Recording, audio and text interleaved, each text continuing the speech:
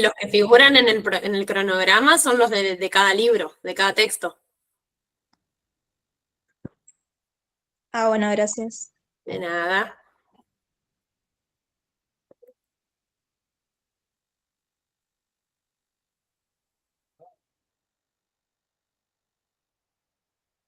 La pregunta era por los números de páginas. Sí. La que voy a cerrar un Bueno, poco porque si no. esa pregunta nos da a nosotros la pauta de que ustedes no están acostumbrados a leer textos universitarios. Creen que es todo un solo manual. Nosotros hicimos ese trabajo porque después nos ubican en el tema de las páginas y no las numerábamos de seguido. Pero tengan en cuenta que son varios autores. Cuando ustedes ven los cambios de tipografía, de textos, de formato, eso implica que es otro autor. Entonces busquen de qué autor están estudiando qué cosa, porque después en los exámenes finales les preguntamos, para Piaget tal cosa, ¿qué es? ¿Qué es tal cosa para Freud? ¿Qué es tal cosa para tal autor? Por eso es fundamental que ustedes reconozcan los textos a partir de cada autor. Bueno, ¿te parece, Rodri, si arrancamos así no perdemos más tiempo? Sí, estaría bueno. Entonces, chicos, vamos a hacer así. Nosotros arrancamos, entendemos que alrededor de las 6 la mayoría se tendrá que ir desconectando porque tienen una charla. La idea es que se desconecten tranqui, solamente por esta semana la clase va a quedar grabada, ¿sí? Cualquier duda que vayan teniendo, ustedes me la van dejando en el chat y la vamos leyendo. Bueno. Un segundito. 1, 2, 3, luz, cámara y acción. Ajá.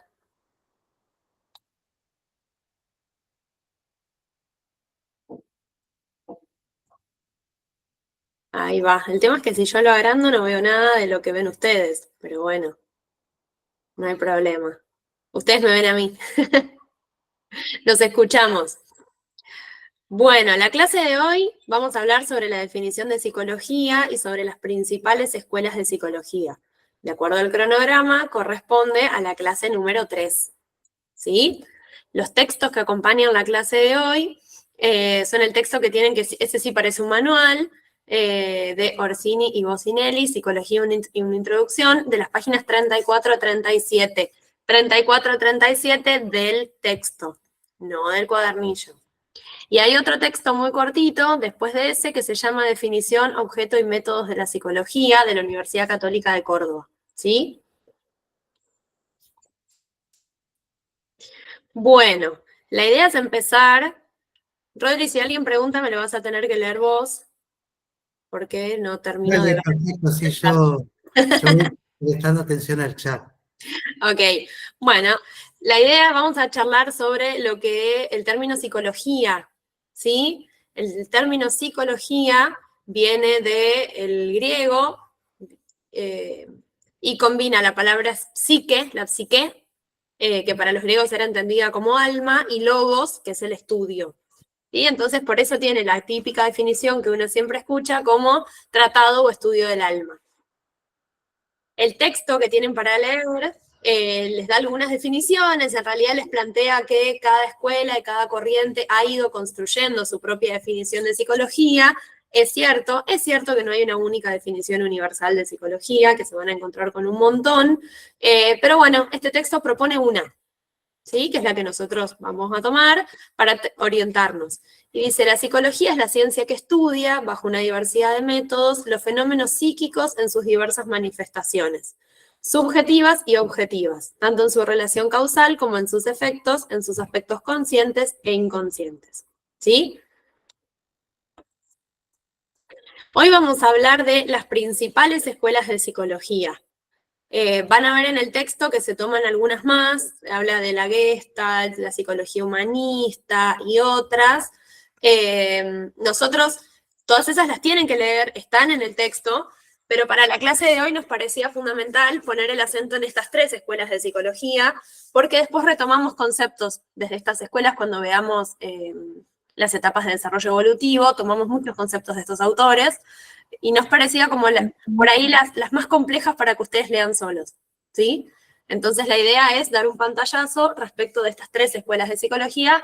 Como les decía, en el manual después van a ver que aparecen otras, que las nombra, las tienen que leer, las tienen que conocer, pero por ahí me parecía que era como, las otras eran más sencillas para que las lean por su cuenta. Bueno, el conductismo. El conductismo es una escuela psicológica. La idea es que puedan ir tomando nota, porque si ustedes ven la filmina del PowerPoint, si solamente leen eso no se entiende mucho, ¿sí? Entonces la idea es que puedan ir tomando nota, si bien la clase esta vez queda, pero que tomen nota de los conceptos fundamentales. El conductismo es una escuela de psicología que nace alrededor de 1900 en Estados Unidos, y que apela a esta idea de que la psicología debería ser una disciplina científica, ¿sí? Debería tener todos los procesos para ser validada científicamente, ¿sí? De manera objetiva. Entonces, ¿qué plantea fundamentalmente el conductismo? El estudio de la conducta observable, ¿sí? Lo que dice principalmente el conductismo es que a cada estímulo le corresponde una respuesta. ¿Sí? Ponemos un ejemplo. Si yo tengo hambre y me muestran algo de comida, probablemente haya evidencias en mi conducta corporal, etcétera, etcétera, que van a estar influenciadas por el estímulo que recibí. Nosotros todo el tiempo recibimos estímulos en la vida, estímulos visuales, estímulos sonoros, estímulos de distintos tipos. Lo que dice el conductismo es, hay estímulo, hay respuesta. Lo que pasa en el medio entre el estímulo y la respuesta, lo que sería para otras corrientes de psicología el concepto de mente, no le interesa el conductismo. No es algo del conductismo se debería estudiar, ocuparse, no es algo de lo que la psicología debería ocuparse, plantea el conductismo, entonces propone este concepto de caja negra. Sí, dicen, esto queda como en una caja negra, no importa. Lo que sí interesa es que si entendemos este mecanismo de estímulo-respuesta, podemos entender que la conducta puede ser modificable. Si ponemos los estímulos correctos, podemos empezar a modificar la conducta, ¿sí? Y en función de eso organizan un montón de instituciones y un montón de cuestiones del sistema social. Alguna pista les da la imagen, pero ¿qué institución? Pónganmelo en el chat. ¿Qué institución es la que ustedes piensan en la que más se ve reflejado el conductismo de manera tradicional?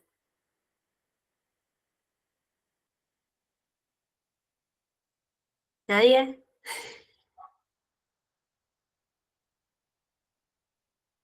Lo tienen ahí en la imagen si la están viendo. Los que están viajando no creo que estén viendo la imagen, pero en las escuelas, obvio, en las escuelas, ¿sí? En las escuelas podemos ver esto de que... Profe, eso sí, se lleva más a cabo en jardín, en primaria. Ya más a grande no se ve mucho. primaria, secundaria, en la sociedad misma, Ailén, en la sociedad misma. Ahora vamos a poner otro ejemplo, pero voy primero a lo de la escuela. Esto se aplicó muchísimo en pedagogía, ¿sí? Se aplicó muchísimo en pedagogía, esto de entender que si hay un estímulo y hay una respuesta, si la respuesta conductual, la conducta es modificable, es maleable de acuerdo a los estímulos que yo le ponga o no, y lo que refuerce positivo, negativamente o no, que ese es el concepto que desarrolla Skinner, los reforzadores positivos y negativos, puedo modificar cierta conducta. Entonces, por ejemplo, ¿qué pasa en la escuela con el sistema de sanciones? ¿Qué pasa en la escuela con el concepto de, no sé, el abanderado es el niño que mayor cumple con todos los requisitos, que mejor cumple con todos los requisitos académicos de la escuela, se supone, ¿no? La libreta con las notas más altas, el boletín con las mejores notas, va a la bandera. Eso es un refuerzo positivo. No, es decir, vamos a poner un refuerzo positivo para que toda la conducta esté orientada hacia ahí y todos quieran sacarse notas altas y hacer la tarea, y etcétera, y aprender y portarse bien. Respondo también, perdón, Sí, respondo también a la compañera que solo le pensaba que se ve en la escuela primaria o al inicio. Esto es pedagógico en toda la sociedad. Piensen, por ejemplo, en lo que es el ordenamiento de tránsito, en todas las ordenanzas que hay en cuanto a tratar de mantener una conducta de aquellos que manejan. todas están como basadas en este esquema conductista. Ujú. Premios y Estudio de castigos. Pensemos que así se organizan un montón de sistemas en nuestra sociedad. Premios y castigos. ¿Sí? ¿Qué nos pasa cuando infringimos una ley de tránsito? Como dice Rodri, una multa. Tenemos que pagar plata. O nos sacan el auto. O nos llevan el auto si está mal estacionado. Premios y castigos. ¿Sí? Se supone que eso haría que todos cumplamos con las leyes de tránsito. ¿Sí? Que todos frenemos cuando el semáforo está en rojo, en realidad no tiene que ver con que somos todos buenos ciudadanos de por sí, sino que tiene que ver con que tenemos incorporado que viene una multa, o nos pueden sacar el auto, por ejemplo. ¿Sí? Acá hay Viene algo muy interesante que trae Rocío, que es el ejemplo del perro con la comida y del timbre, o hace referencia a otra escuela. Vamos a aclarar esto del ejemplo del perro y del timbre, que es en el inicio, hay un reflexólogo, no es psicólogo, sino que es reflexólogo, o sea, estudia los movimientos musculares, que se llama Pavlov, que él va a hacer este experimento de que hay un estímulo natural, que es el alimento, que responde a una necesidad natural, que es el hambre del animal. Entonces, cada vez que el perro tiene hambre y ve un alimento que puede satisfacer su necesidad, saliva. Entonces, un estímulo natural y una respuesta natural. Y lo que descubre Pavlov es que si eso se acompaña con otro estímulo que se repite y se instala a la vez, como por ejemplo, el estímulo natural lo percibe con la vista el perro, con el olfato. El timbre es un estímulo que lo va a recibir con otro órgano sensorial, que es el oído. Entonces, a la vez que el perro ve el plato con comida, se hace sonar la campanita o el timbre, entonces el perro va a asociar que cada vez que suena el timbre está la comida. En algún momento se retira el plato, en el ejemplo de Pavlov, y el perro saliva igual, en ausencia del estímulo natural, y responde al estímulo artificial, que sería el sonido de la campanita. Entonces ya ahí al principio, en Pavlov, plantean una cosa muy interesante, que el aprendizaje se hace por asociación. Se asocian los estímulos. Y que los podemos condicionar, que eso es lo que después toman Watson y Skinner para hablar de estímulo condicionado. ¿Sí? Entonces, la idea es que se queden, la impronta básica del conductismo es el estudio de la conducta observable. Al conductismo no le va a interesar todo lo que pasa en el medio, los procesos mentales, si hay conscientes, si hay inconscientes, si la conciencia, si cómo funciona. Quédense con este esquema que está en la pantalla, entre el estímulo y la respuesta establecen el concepto de caja negra. ¿Sí? Y lo que dicen es, la psicología, para ser una disciplina científica y tener validez a nivel de la comunidad científica, solamente puede estudiar cosas que sean comprobables empíricamente. ¿Qué puede ser medible y comprobable empíricamente? La conducta. Entonces se centran en eso. ¿Sí? Eso es lo interesante, y para que se queden con esta idea de qué hay vigente hoy del conductismo, bueno, este tipo de cuestiones. ¿Sí? A ver, vamos a pensar todos que la escuela no sigue siendo la escuela de los Simpsons. Yo les puse el dibujito de Skinner porque el profesor Skinner de la escuela de los Simpsons está basado en el personaje de Skinner, el psicólogo conductista. Vamos a pensar todos que hoy en día la escuela se ha podido repensar en un montón de cuestiones y que no sigue exactamente estos patrones de la escuela tradicional. Pero la escuela tradicional sí lo seguía. ¿Sí? Sigue vigente en las escuelas muchísimo de este mecanismo de premios y castigos. ¿Sí? Se premian las conductas que queremos lograr en los alumnos y se castigan las que no. Lo mismo que en la sociedad, volvemos a este ejemplo del tránsito, de las multas, de un montón de cosas, se sigue tratando de intervenir a nivel de la conducta. Esta es la teoría conductista pura, ¿sí? De ahí han derivado otras escuelas psicológicas contemporáneas en las que hoy en día hay terapias cognitivo-conductuales, se llaman, que toman cuestiones del conductismo y del cognitivismo para tratar la depresión, los trastornos de la conducta alimentaria, las fobias y otro montón de de síntomas, ¿sí? Entonces, sigue vigente hoy de distintas maneras, ¿sí? Bueno, ¿alguna duda hasta acá del conductismo? Pasamos a la próxima escuela. Igual esto lo tienen para leer en el texto. Si no hay más dudas, paso. Psicología genética. Es la segunda escuela que vamos a estudiar el día de hoy. Ahí se ve. Sí, creo que se ve. Bueno, el representante de la psicología genética era Jean Piaget. Hizo sus desarrollos en Suiza en 1920. Lo que van a ver a partir de la clase de hoy es que, fíjense, si prestan atención, que vamos a estar hablando más o menos siempre de la misma época. ¿Sí? Antes decíamos 1900 en Estados Unidos, bueno, mientras tanto en 1920 esto pasaba en Suiza, y ahora vamos a ver dentro de un ratito que pasaba en Austria en 1900. ¿Sí? Vamos a ver que estamos ahí en un momento muy interesante para la historia de la psicología, en donde en distintos lugares del mundo surgen este tipo de escuelas.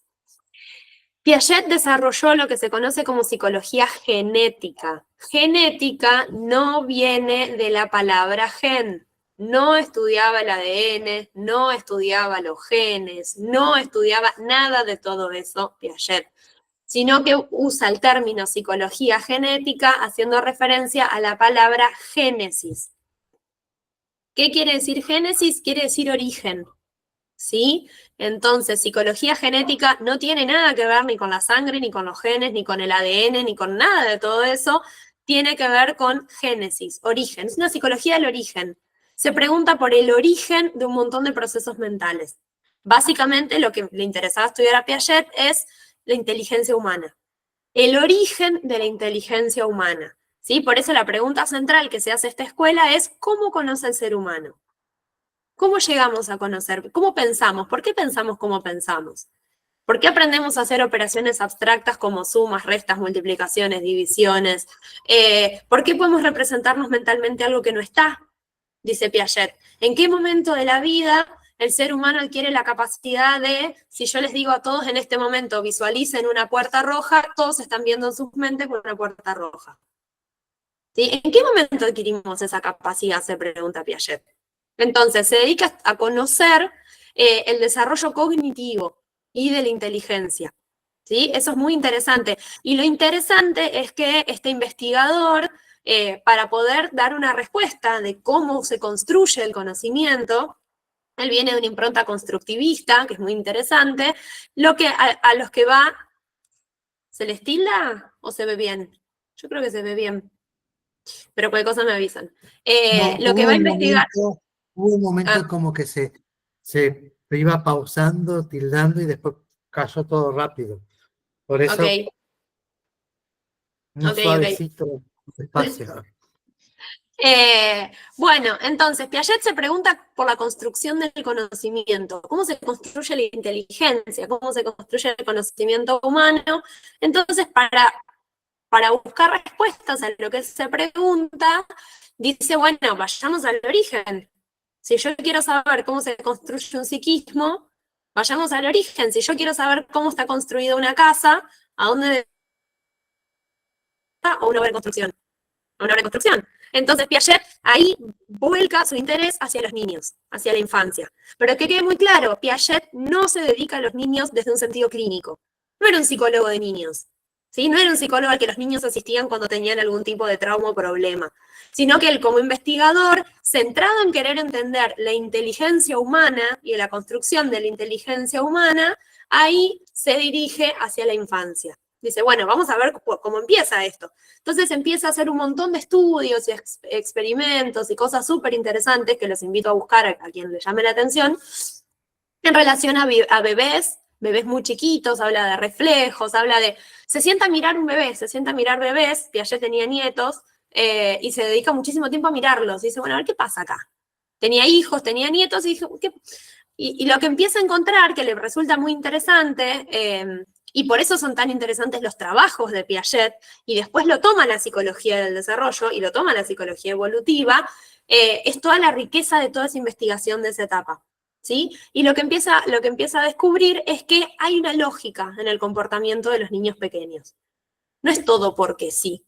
Hay una lógica, entonces es el primer investigador en suponer inteligencia previa al habla. Él dice, en seres que todavía no hablan, estamos hablando de menos de 2 años, podemos ubicar actos inteligentes. Podemos ubicar ahí algo del orden de la inteligencia. ¿Sí? Eso es lo interesante. Él empieza a observar y dice, hay una lógica acá en lo que está haciendo este bebé. Si el bebé, por ejemplo, hay una etapa cerca de los 6, 7, 8 meses que todo lo que agarra lo tira al piso, ¿no? Y entonces agarra el chupete y lo tira al piso, agarra la comida, la tira al piso, agarra el juguete y lo tira al piso.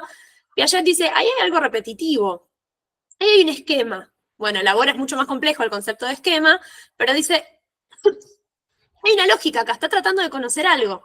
Y en función de eso el niño va a establecer una ley, que es como todo lo que suelto de la mano se cae. ¿Sí? Porque si pasa con el chupete, si pasa con la mamadera, si pasa con el juguete, si pasa con la cucharita, y empieza a establecer lógicas. Entonces ahí Piaget hace este paralelo entre el niño y el científico. ¿Sí? Lo que plantea Piaget es, el niño se comporta igual que un científico. Imagínense que a la comunidad científica de aquel momento, de 1920, esto no le gustó para nada, ¿sí? Ser comparados con niños. Y con bebés que aún no hablaban, ¿sí? Imagínense que no es que lo aplaudieron de pie a Piaget en un primer momento, pero él dice, el niño pequeño se comporta igual que un científico, va por la vida estableciendo hipótesis, poniéndolas a prueba y reformulándolas. ¿Sí? Entonces... Quiero hacer un aporte, Fiorella. Piaget también se lo considera como uno de los primeros epistemólogos, pero sobre todo porque él descubre cómo conocen los niños, pero a partir de, no del aprendizaje, no de la tarea del docente que le enseña, sino de esta capacidad que tiene la inteligencia del niño de empezar a resolver problemas. Esto que dice Fiorella es importantísimo. El niño descubre que su inteligencia es algo con lo que él puede trabajar y puede entender y puede explicar cosas. Y a su vez, esto lo va armando tipo un andamiaje y luego va incorporando posterior y cada vez ese andamiaje se va haciendo más rico. Sí, los que se tengan que ir, vayan tranquilos, nomás no pasa nada. Y los que quieran quedarse, quédense que van a ver la mejor clase de su vida. Los que no, se perdieron la oportunidad. Bueno, no le importa, va a quedar grabada. Bueno, entonces, recapitulando lo que propone Piaget, el interés está puesto en cómo conoce el ser humano. Decíamos que empieza a descubrir que hay lógicas en lo que hacen los niños, y a partir de ahí él crea todo un desarrollo teórico en el que ordena el desarrollo de la inteligencia en etapas a lo largo de la vida. Entonces empieza a hablar, que eso las vamos a retomar nosotros cuando veamos psicología evolutiva. Por eso quería que presten atención a esta escuela. Va a hablar del periodo sensorio-motor, del periodo preoperatorio, del operatorio concreto y del operatorio formal. ¿Sí? Va a dividir la vida humana en distintas etapas del desarrollo de la inteligencia a partir de todos los estudios que hace. ¿Sí? Él hace estudios sumamente interesantes con niños para ver esto, ¿no? Por ejemplo, hay un momento alrededor del año de vida, lo que dice es, los bebés no tienen noción de objeto. No hay pensamiento simbólico todavía, no hay capacidad de representarse simbólicamente algo. Entonces, ¿qué pasa cuando algo lo dejan de ver? Piensan que desapareció, que no existe más, que se reabsorbió en el universo, dice Piaget. ¿Sí? Entonces él empieza a probar esto, dice, bueno, si yo a un bebito de 8 meses está jugando con un sonajero y el sonajero se lo tapa bajo una almohada, o va a llorar porque quiere el sonajero, o va a ir a buscar otra cosa para seguir jugando. No tiene la capacidad aún de representarse mentalmente que eso sigue existiendo abajo de la almohada si no lo ve. Más cerca de los 2 años de vida, esto se modifica. Uno empieza a esperar que el bebé levante la almohada y busque el sonajero abajo. ¿Sí? Empieza a haber representación mental de las cosas. Un niño llega a su casa y puede ir al baúl de los juguetes a buscar algo que él sabe que está dentro porque se lo está representando mentalmente. ¿Sí? Entonces ahí Piaget habla de esta noción de la construcción de objeto permanente. Dicen, los niños pequeños no está, y se empieza a construir durante el periodo sensorio-motor. Eso lo vamos a ver más más en detalle en la clase de niñez, pero quería que se queden como con esta idea. Este es el tipo como de experimentos que hacía Piaget con los bebés. Taparle algo a ver si lo buscan, agarraban niños más grandes en el periodo operatorio concreto, agarra niños entre 4 y 6 años y los hace jugar con plastilina. Ese ejemplo búsquenlo en internet porque está buenísimo. Los hace jugar con plastilina, entonces le dice, si yo tiene un choricito de plastilina, si yo el choricito lo corto en pedacitos, ¿ahora tengo más o tengo menos cantidad de materia que antes? Y a ver qué le contestan los niños. Y bueno, ¿y por qué? ¿Y por qué tengo más, tengo menos o tengo lo mismo? Les pregunta Piaget. Bueno, y empieza a ver que hay teorías atrás de lo que los niños piensan, ¿no? Bueno, los chicos dicen, no, bueno, tenés más, a ver, hay más plastilina ahora que la cortaste, porque tenés más cantidad de pedacitos. Y les pregunta y les repregunta, y los diálogos están en los libros publicados, son sumamente interesantes. Y ahí empieza a ver esta idea, ¿no? Como de que hay lógicas y hay una construcción de la inteligencia. Son sumamente interesantes estas investigaciones que hace, y vuelvo a decir, si bien el interés de Piaget no estaba puesto ahí, no estaba puesto en la infancia, no quería ser un pedagogo ni un especialista en infancia, todos estos trabajos que él hace son sumamente tomados después en la psicopedagogía y en la psicología infantil, porque nos permite a nosotros tener un conocimiento muy interesante de cómo funciona mentalmente un niño en términos cognitivos, ¿sí? ¿Alguna pregunta hasta acá de Piaget? Si no, vamos con la última escuela. Vamos bien, profe, se entiende. Sí. Se entiende bien lo que dice Piaget. Perfecto, lo vamos a retomar cuando veamos las distintas etapas de la vida, ¿sí? El periodo sensomotor, el preoperatorio, cuando veamos infancia los vamos a retomar. Así que acuérdense de la base teórica, ¿sí? Esta es la base teórica de la que nos paramos para el desarrollo que hacemos después. Bueno, y llegamos a la última escuela que vamos a ver hoy. La vamos a ver entre hoy y la clase que viene, y después la vamos a retomar, que es el psicoanálisis. ¿Sí? Es una de las escuelas de psicología más difundidas en nuestro país, sobre todo. Si en nuestro país levantás una baldosa y sale un psicoanalista. No en todos los países del mundo el psicoanálisis está tan vigente, en el nuestro sí. Entonces es muy probable que la mayoría de ustedes, cerrar esto porque tengo todo el sol en la cara, es muy probable que la mayoría de ustedes estén muy familiarizados con términos que ya forman parte de nuestra cultura, aunque uno no esté en el ámbito de la psicología.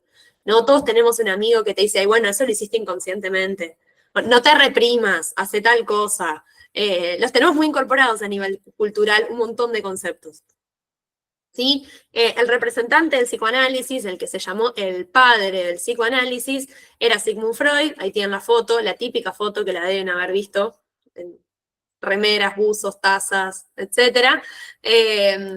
Freud hizo sus desarrollos en Viena, más o menos en 1900, ¿sí? Nació en 1856 y muere en 1939. El desarrollo del psicoanálisis lo vamos a ver en detalle en la clase que viene, pero básicamente significó un antes y un después en la comprensión del psiquismo. ¿Sí? Hay una ruptura con las teorías psicológicas previas. Piensen en lo que venimos hablando de psicología de la conciencia, todo lo que está en la conciencia. Veníamos hablando por un lado de el conductismo que dice lo que no es observable no nos interesa. Venimos hablando de la psicología genética. Algo que tienen en común la psicología genética con el psicoanálisis es que ambos suponen que hay un yo que se construye, hay un aparato psíquico que se construye, que no venimos al mundo con un psiquismo dado. No llegamos a este mundo, no nacemos con un aparato psíquico, con una mente consolidada, sino que se va construyendo. Eso lo tienen en común. Piaget hace todo el hincapié en lo que tiene que ver con el desarrollo de los procesos más conscientes, atención, memoria, inteligencia, percepción, etcétera, etcétera. Y Freud también desde otro lugar, ¿sí? Freud propone un giro en el postulado cartesiano pienso, luego existo. ¿Se acuerdan que lo vimos la semana pasada? Que vimos Descartes. Pienso, luego existo. Que decíamos pone en el centro de la escena la conciencia, la razón. ¿Sí? Descartes, ¿qué decía? Bueno, el saber ya no proviene de Dios, sino que provee de la razón, de la mente humana. ¿Sí? Entonces pienso, luego existo. Freud, haciéndole como un guiño, chiste, 200 años después, hace un postulado donde dice, en realidad yo soy allí donde no pienso. ¿Sí? ¿Qué está planteando ahí? El concepto de inconsciente, que lo vamos a ver en detalle la semana que viene, al concepto de inconsciente. ¿sí? Pero lo que dice es, hay algo en la mente humana, se empieza a dar cuenta Freud en su trabajo de que hay algo en la mente humana que se escapa de la conciencia. ¿Cómo se empieza a dar cuenta? Vamos a ponerlo en estos términos, chicos. Freud empieza a recoger toda la basura que no le interesaba a la comunidad médica y científica de aquel momento. ¿Sí? Freud era neurólogo, no era psicólogo, eso es interesante. Freud era neurólogo y se va a trabajar a una clínica, lo que era en aquel momento una clínica psiquiátrica, ¿sí? Un psiquiátrico de mujeres, donde se internaban un montón de mujeres que tenían distintas afecciones, se las denominaba histéricas, ¿sí? Tenían distintas afecciones, distintos síntomas. Entonces Freud empieza como a recoger en algún punto todo lo que para la medicina y la ciencia de aquel momento no era relevante. Los sueños, los síntomas histéricos, los chistes, y empieza a teorizar en función de eso. ¿Cómo va llegando Freud al concepto de inconsciente? Para que se entienda esto del soy allí donde no pienso, Freud trabajaba, decíamos, en una clínica, en lo que sería hoy una clínica psiquiátrica, donde descubre que hay un montón de mujeres, porque en aquel momento hablamos de las histéricas, lo que dice es hay un montón de mujeres que tienen síntomas que no condicen con la biología del cuerpo. Sí, sí, como, che, qué raro esto. Hay una mujer, por ejemplo, que tiene una parálisis de un brazo, no puede mover el brazo, no hay forma, lo tiene totalmente paralizado, pero cuando se le investiga, tiene paralizado de la mitad del brazo para abajo. Y si uno estudia las conexiones neurológicas, si tuviera una parálisis orgánica, biológica, sustentada en lo biológico, la parálisis tendría que empezar desde el hombro, dice Freud. Entonces Freud dice, acá hay una parálisis que condice con lo que la gente común cree que es un brazo, no con lo que neurológicamente es un brazo. ¿Qué pasa acá? Bueno, y así con un montón de otros ejemplos, ¿sí? Entonces, en aquel momento las terapias para este tipo de mujeres eran la hipnosis, la cura del sueño, los baños relajantes, etcétera, etcétera. Y Freud se propone otra cosa, que es, bueno, trabaja en un primer momento con la hipnosis, es cierto, y lo que empieza a descubrir es lo que estas mujeres tenían para decir. Las pone a hablar, las escucha, las hace hablar. Entonces empieza a descubrir que, por ejemplo, esta mujer que tenía la parálisis del brazo, era ese brazo en el que ella había sostenido a su papá en el lecho de muerte cuando se le mueren sus brazos hace unos años atrás, y a partir de la muerte de su papá se desarrolla esta parálisis, por ejemplo. Inventando un ejemplo, esto no está en la historia del psicoanálisis. Y entonces ahí empieza a atar cabos, y dice, como, hay un vínculo. Esta parálisis es real, no es real en términos de orgánicos, pero es real para esta persona. Es real para esta persona y tiene que ver con su historia y tiene que ver con sus síntomas. Entonces, en aquel primer momento, lo que hacía Freud es, a través de la hipnosis, inducía a esa persona a recordar aquella escena, y lo que decía es, cuando esta escena sale a la conciencia y es recordada, algo del síntoma se mueve y se resuelve. ¿Sí? Entonces, todas estas cuestiones lo llevan a Freud a trabajar esta idea de que no todo lo que nosotros somos y pensamos está en la conciencia. ¿Sí? Hay algo más por fuera de la conciencia. Eso es como lo revolucionario. Y vuelvo a esta idea, ¿por qué era revolucionario para su época? Lo vamos a ver la próxima en relación al concepto de sexualidad y al concepto de inconsciente, porque hace un giro en esta idea racionalista. Freud dice, en el centro de la escena no está la conciencia, no está la conciencia humana, no está la razón. Hay algo más allá, ¿sí? Que es el concepto de inconsciente. Esta idea de síntoma que plantea Freud rompe con todo el criterio organicista, biológico de la época. Recuerden que la medicina estaba atravesada por una explicación en términos orgánicos del cuerpo, del contenido. Esto que Fiorella decía, la famosa parálisis del brazo, que no respeta todo el recorrido neuronal de la neurona, desde las terminaciones nerviosas hasta el cerebro. Entonces, dice Freud, si no es eso, ¿qué es lo que puede estar expresando ahí, en ese lugar? Tal vez no es un signo, no es algo que tengamos que verlo desde lo que es puramente orgánico, sino que allí también podemos ver el del patos, el padecimiento psíquico, el dolor psíquico, que esto que planteaba Fiorella, que esta escena traumática que él lo ejemplificó así, ¿no? Del brazo donde se apoyaba el padre en su lecho de muerte. Eso generó un dolor psíquico que el psiquismo no lo puede resolver y que de alguna manera el síntoma le presenta a ese sujeto otra vía en donde puede ir haciéndose cargo de ese dolor que no reconoce. Entonces, Ujú. es muy interesante esto de que Freud plantea esto de el síntoma como algo inconsciente, algo que le sucede al sujeto que el mismo sujeto no sabe que le está pasando, pero que no es de otro, es del propio sujeto. Entonces, ahí hay todo un trabajo que hay que hacer, que es lo que propone justamente el psicoanálisis. Y ahí establece Freud esta idea de la cura a través de la palabra. ¿No? Ahí establece, después va a cambiar el método de asociación libre, es el que utiliza Freud para la clínica, pero establece esta idea de la cura por la palabra. Me parece re interesante retomar lo que dice Rodrigo, pensando en que ustedes van a ser agentes de salud y que, a ver, ya no nos cruzamos con las histéricas de la clínica de Freud, pero muchas veces vemos llegar, quienes trabajamos en salud, vemos llegar un montón de personas que tienen cosas que para las que no, la medicina no puede dar una respuesta clara, pero duelen, ¿sí? Esto de, no sé, por ejemplo, me salió un sarpullido por todo el cuerpo, estoy entera brotada, me pica todo, fui a 35 dermatólogos, me hicieron laboratorios, qué sé yo, y no tengo nada. No, hay como un viejo chiste que dice los psicólogos somos los especialistas en la nada. Nosotros vienen los pacientes y nos dicen, vengo porque ya fui al médico y no tengo nada, entonces me mandó al psicólogo. No tengo nada en términos orgánicos, en términos medibles para la medicina de hoy. ¿Sí? Pero entendemos esto, a esa persona el cuerpo le pica, las ronchas están. No hay una explicación orgánica de por qué le pasa lo que le pasa, pero las ronchas están, el cuerpo le pica y la piel le duele. Y entonces digo, las manifestaciones en el cuerpo ustedes las van a ver en salud también.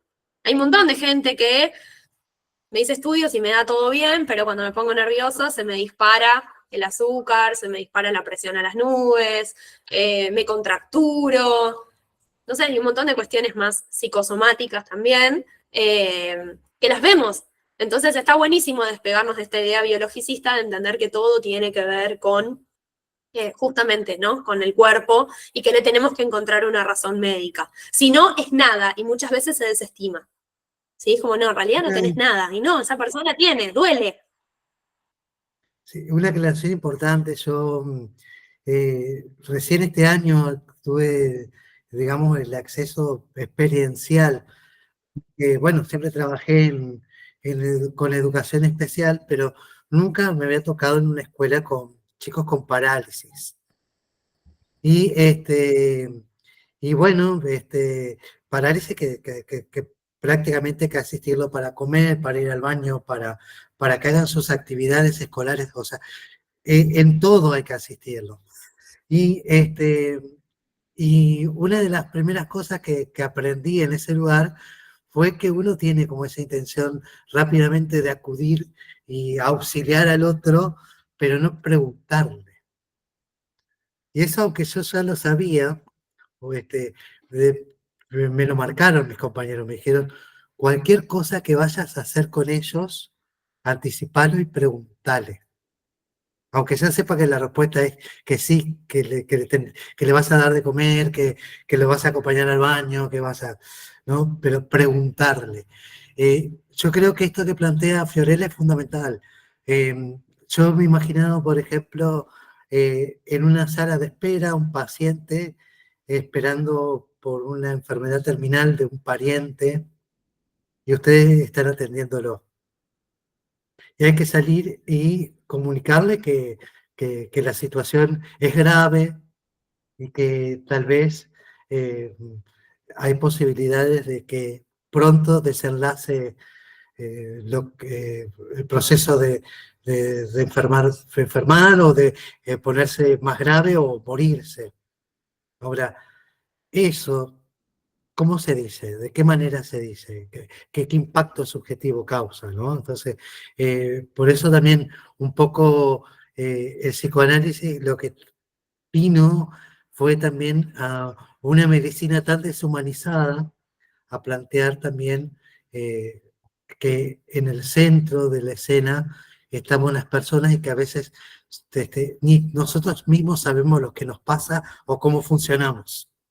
Ujú. Sí, y coincido con vos, Rodri, y esta idea de rescatar lo que para la medicina estaba como olvidado. Digo, cuando yo les digo estas clínicas psiquiátricas de 1900, en realidad, chicos, era como una clínica psiquiátrica en la que son en su mayoría mujeres, vuelvo a insistir con esta idea, por eso la palabra histeria viene de la palabra útero, pero donde eran como un poco abandonadas ahí. Digo, había algo para lo que la medicina no tenía mucha respuesta. Por eso vuelvo a decir que las terapias eran una cura de sueño y las mandaban a dormir 3 días, o baños de inmersión muy largos, o bueno, distintas cuestiones, pero porque en realidad no le encontraban la vuelta. ¿Sí? No le encontraban la vuelta y era algo como medio olvidado para la medicina. ¿Qué hacemos con estas mujeres que no tenemos ni idea? Y Freud, digo, da como este giro súper interesante de les puede estar pasando algo que vaya más allá de la conciencia, de lo que ellas mismas están pudiendo registrar. Entonces, a través de distintos métodos, de la hipnosis en un primer momento y de lo que se llamó la cura por la palabra, él busca acceder al inconsciente. Y lo que dice es, hay cuestiones reprimidas que tienen que ver con traumas, que tienen que ver con cuestiones, esto lo vamos a ver mucho más en detalle la semana que viene, que afectan nuestra conciencia.